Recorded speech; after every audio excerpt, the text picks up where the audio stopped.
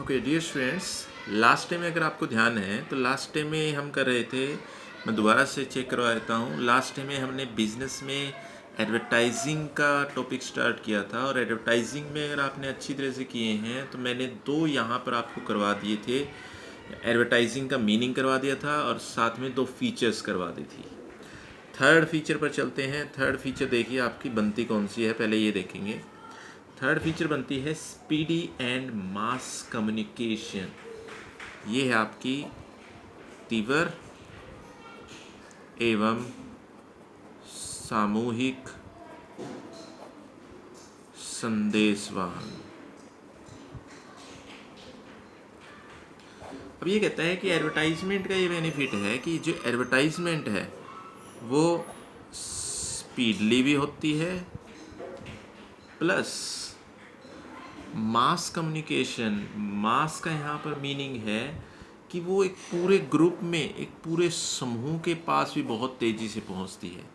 कैसे? आप खुद सोच के देखें, जब भी कोई एडवर्टाइजमेंट की जाती है, सपोज करो टीवी के ऊपर कोई एडवर्टाइजमेंट की जाती है, टीवी के ऊपर अगर कोई नई एडवर्टाइजमेंट आती है तो वो एक टीवी पर नहीं आती, सभी टीवी पर एकदम से आपकी किसी टीवी सीरियल के अंदर या किसी मूवी के अंदर या न्यूज़ के बीच में वो एकदम से टीवी के ऊपर, सभी के ऊपर एकदम से प्रसारित की जाती है।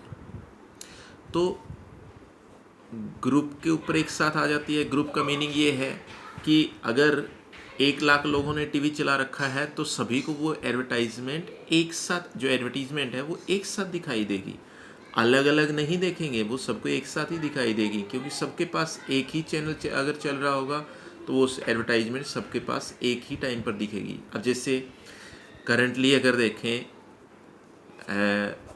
रामायण का जो सीरियल है वो आपका चल रहा था, करंट का एग्जांपल अगर लेते हैं। अब रामायण के सीरियल में एक एडवर्टाइजमेंट आती थी, अमूल, जो अमूल की कंपनी है आपकी, जो मिल्क, घी, बटर, बहुत सारी चीज़ें बनाती है रिलेटेड टू मिल्क, दूध से संबंधित जितनी भी आइटम है। अब जो जो लोग रामायण देख रहे थे, मैक्सिमम अगर देखें, मैक्सिमम लोग रामायण को इंजॉय कर रहे थे, रामायण को देख रहे थे, क्योंकि रामायण एक फेवरेट सीरियल है लोगों के लिए। तो रामायण को जब देखा जा रहा था तो बीच में अमूल की एडवर्टाइजमेंट आती है। अब अमूल की एडवर्टाइजमेंट, जैसे ही अमूल की एडवर्टाइजमेंट बीच में एकदम से दिखाई जाती है तो स्पीडली सब तक पहुंचती है। स्पीडली पहुंचने का मतलब है कि अमूल की एडवर्टाइजमेंट स्टार्ट होते ही स्पीडली सभी को वही एडवर्टाइजमेंट एकदम से दिखाई देती है, टाइम नहीं लगता उसके अंदर। तो स्पीडी एडवर्टीजमेंट होगी, स्पीडी कम्युनिकेशन हो गया, यानी एकदम से सबके पास पहुंचती है। प्लस मास कम्युनिकेशन, मास का यहाँ पर मीनिंग मैंने बताया था, ग्रुप के पास, एक पूरे समूह के पास, कि जो जो लोग रामायण देख रहे हैं सभी सारे के सारे अमूल की एडवर्टीजमेंट को देखेंगे, यानी एक पूरे ग्रुप के पास पहुंच गई है। तो इसीलिए कहा जाता है कि एडवर्टीजमेंट की ये फीचर है कि ये स्पीडी होती है प्लस मास कम्युनिकेशन भी है। तो आगे चला जाए, नेक्स्ट देखते हैं। नेक्स्ट हमारे पास आता है आइडेंटिफाइड स्पॉन्सर। आइडेंटिफाइड स्पॉन्सर है विज्ञापन प्रायोजक की पहचान। विज्ञापन प्रायोजक की पहचान का यहाँ पर मीनिंग है कि जो विज्ञापन है, जो एडवर्टीजमेंट है, उसको प्रायोजक कौन है, उसका प्रायोजित कौन कर रहा है। स्पॉन्सर का मीनिंग है कि उसको फाइनेंस कौन कर रहा है उस एडवर्टीजमेंट को करने के लिए, चाहे वो न्यूज़पेपर के अंदर है, चाहे वो आपकी टीवी के अंदर है। उस एडवर्टीजमेंट को करने के लिए पैसा कौन देता है, फाइनेंस कौन करता है उसको। अब फाइनेंस अगर देखें, फाइनेंस कौन कर रहा है, फाइनेंस कर रहा है जो उस एडवर्टीजमेंट का जो प्रोडक्ट है, उस एडवर्टीजमेंट के अंदर उस प्रोडक्ट का या जो भी सर्विस है उसके अंदर, प्रोडक्ट या सर्विस का जो भी सेलर है या उस आइटम का जो भी प्रोड्यूसर है।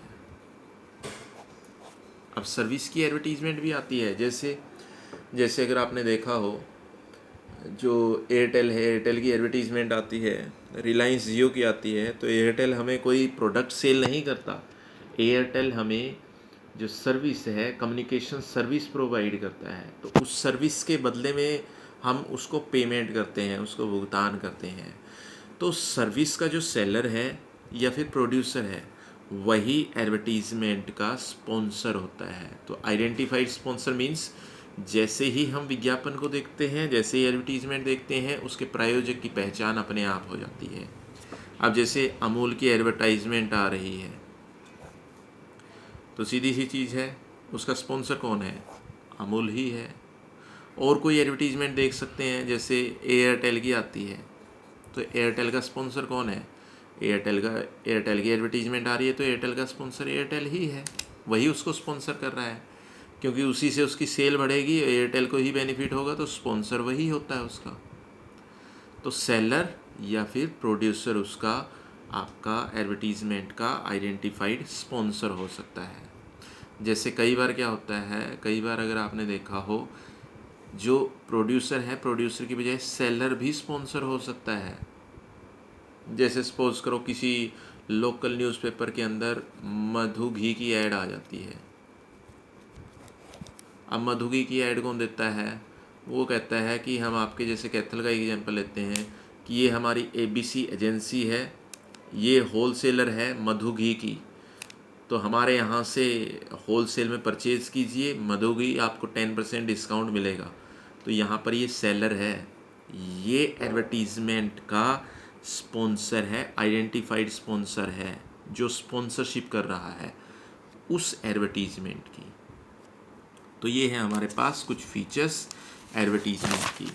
उसके बाद नेक्स्ट देखते हैं कि जो एडवर्टीज़मेंट है उसका रोल क्या है। रोल से यहाँ पर मेरा मीनिंग इम्पोर्टेंस से है, कि किस चीज़ में क्या रोल है, इसकी इम्पोर्टेंस क्या है, कि एडवर्टीज़मेंट की क्यों जाती है, उसका पर्पज़ क्या है, उसके पीछे क्या पर्पज़ है, क्या क्या इससे बेनिफिट मिल सकते हैं, और बेनिफिट मिल सकते हैं तो किस किस को मिल सकते हैं, कंज्यूमर को क्या है, सेलर को क्या है, या आपका जो मैन्युफैक्चरर है, जो प्रोड्यूसर है, उसको क्या है। तो ये सारे के सारे इम्पोर्टेंस, ये सारे के सारे जो रोल्स हैं एडवर्टीज़मेंट के, एडवर्टाइजिंग के मार्केट के अंदर, वो हम चेक करेंगे। फर्स्ट वन इसके अंदर आता है, आप देख सकते हैं जो लिखा गया है यहाँ पर, इम्पोर्टेंस टू मैन्युफैक्चरर्स।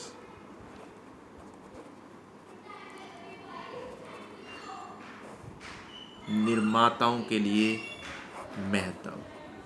हाँ, एक चीज़ मैं क्लियर कर देता हूँ, अगर आपको कहीं बीच में ये लगता है वीडियो देखते हुए, जो +2 क्लास के स्टूडेंट्स हैं, अगर उनको कहीं ये महसूस होता है कि स्पीड थोड़ी सी ज़्यादा है, तो हम स्लोली कर सकते हैं, इसकी जो रीडिंग है बिल्कुल ईज़िली और धीरे कर सकते हैं।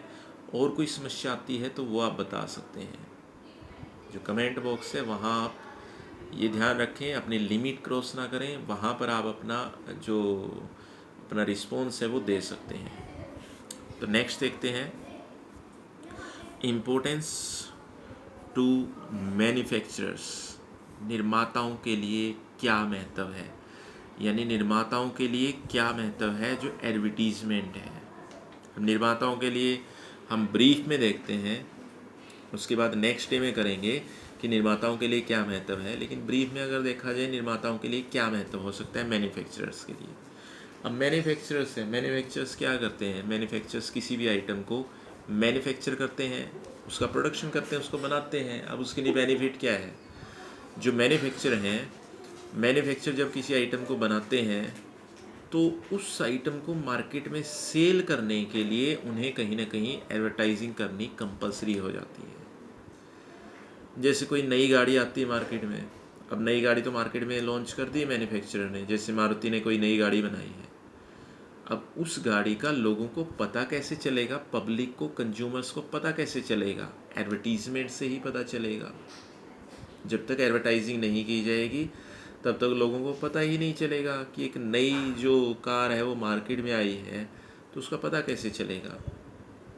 अब सपोज़ करो एडवर्टाइजिंग, जो एडवर्टाइजिंग है, एडवर्टाइजिंग में आप क्या करते हैं, एडवर्टाइजिंग में कई बार आप क्या करते हैं, आप अपनी सेल को इंक्रीज़ करने के लिए डिस्काउंट दे देते हैं। अब डिस्काउंट का कैसे पता चलेगा कंज्यूमर्स को, वो पता चलेगा एडवर्टाइजिंग के थ्रू। एडवर्टाइजिंग में ही जब एडवर्टाइजिंग की जाएगी तभी बताया जाएगा कि हमारे यहाँ ये आइटम है, इसके ऊपर इतना डिस्काउंट मिल रहा है, या इसके ऊपर ये फ्री आइटम मिल रही है। सारा एडवर्टाइजिंग ही है आपका।